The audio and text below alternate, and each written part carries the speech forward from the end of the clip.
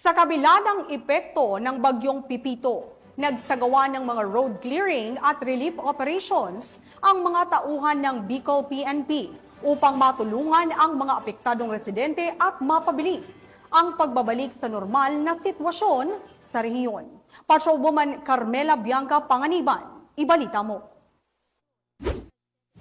Sa kabila ng matinding epekto ng bagyong Pipito, nagpakita ng hindi matitinag na dedikasyon ang mga kasapi ng Philippine National Police sa rehiyon ng Bicol upang tiyakin ang kaligtasan at kapakanan ng mga mamamayan.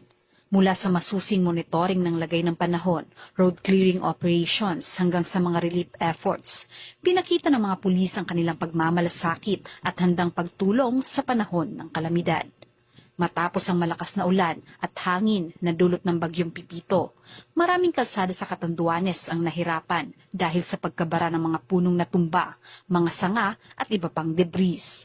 Agad na nagmobilis ang PNP upang magsagawa ng road clearing operations, layo ng mga operasyon na matanggal ang mga hadlang sa kalsada. Isa rin sa mga pangunahing hakbang ng PNP sa Catanduanes ay ang pagsasagawa ng mga relief operations upang matugunan ang pangangailangan ng mga evacuees at mga puok na naapektuhan ng bagyo. Sa gitna ng kalamidad, ang mga kapulisan ng Bicol ay nagsilbing simbolo ng malasakit at bayanihan. Sa kanilang mabilis na aksyon at walang sawang serbisyo, naipakita nila na ang PNP ay hindi lamang tagapagpatupad ng batas, kundi mga tagapangalaga ng kaligtasan ng mga mamamayan, lalo na sa mga oras ng pangangailangan.